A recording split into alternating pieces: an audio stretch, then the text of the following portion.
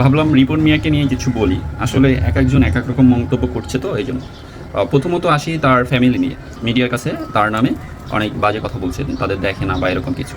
আসল কথা হলো কি, কিছু কিছু ফ্যামিলির মা বাপ থাকে, এটা মা বাপের দোষ না, দোষ হলো তারা আগের আগের জেনারেশন, এবং তারা হয়তো বুঝতে ভুল করতেছে এরকম কিছু। হয়তো রিপন মিয়া দিতে চাচ্ছে, কিন্তু তাদের ইগোটা আছে যে আমি তোরটা খাবো না, এরকম কিছু। সে রিপন মিয়া জোর করেও তাদেরকে খাওয়াইতে পারতেছে না।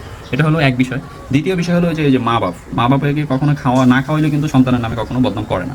মূলত তার মা, আমি যেটা বুঝতে পারলাম, মূলত তার মা হয়তো সাংবাদিকটাকে দেখে একটু মনে করছে যে একটু উঁচু লেভেলের লোক, কোটটাই পড়া, তার কাছে এটা বললে হয়তো রিপন মিয়াকে তার ছেলেকে একটু বুঝাবে বা বুঝায় তারপরে তারা পরিবারটাকে এক করে দিবে, এরকম কিছু। তো সাংবাদিক যে এইভাবে ছড়াই দিবে মিডিয়াতে, সেটা বা রিপন মিয়ার এত বড় ক্ষতি হবে, ক্ষতি অবশ্য হয়নি, ক্ষতি হতে পারতো, ক্ষতি হবে, এটা যদি তার মা বাবা জানতো কখনোই ছেলের নামে এরকম বদনাম বা কিছু করতো না। এটা কোনো মা বাবাই না, যদি নাও খাওয়াইতো তাও এরকমটা করতো না। এটা গেল। তারপরে কিন্তু রিপন মিয়া তার মায়ের বুকে নিয়ে কান্না করছে, আমি কি তোমাকে দেখি না, এরকম। যদি রিপন মিয়া নাই দেখতো তাহলে তার মার কাছে কিভাবে গেলো? তার মা যদি এত বড় অভিযোগ থাকতো তাহলে তো তখনও বলতো হ্যাঁ তুই আমার কাছে আসবি না, এটা করবি না, এরকমটা হতো। দ্বিতীয় কথা হলো তার ওয়াইফ। তার ওয়াইফ, ওই যে সাংবাদিক জিজ্ঞাসা করছে আপনার ওয়াইফের সাথে কথা বলে আসলাম, ওইটা কি আপনার ওয়াইফ? সে বলছে না। মিথ্যা আশ্রয়টা নিছে এই জন্য যে তার ওয়াইফ সে ক্যামেরার সামনে আনতে চাইতেছে। এটা আগে থেকেই, এই যে কত ভিডিও ছাড়ছে, হয়তো আগে 2019 সালের দিকে টিকটক করতো, তখন হয়তো তার ওয়াইফের দু একটা ফটো বা ভিডিও করছে এরকম। তো এখন কিন্তু সে কখনোই তার ওয়াইফকে দেখায় না। এই যে সব কিছু দেখায়, বাড়ি ঘর যা করে সবই দেখায়, কিন্তু তার ওয়াইফ ফ্যামিলি কাউকে দেখায় না। তো এই জন্য সে মিথ্যা আশ্রয়টা নিয়েছে। যদি ওই সাংবাদিককে বলে যে এটা আমার ওয়াইফ না, তাহলে হয়তো ওই সাংবাদিক আর এটা প্রচার করবে না, এই জন্য। তো এখানে রিপোর্ট মিয়াকে ভুল বোঝার কিছু নাই। দিন শেষে পরিবারই সব। হয়তো এই মা বাবা একটু ভুল বুঝছে, আবার পরিবারের সাথে এখন আরও তাদের বন্ডিংটা আরও ভালো হবে।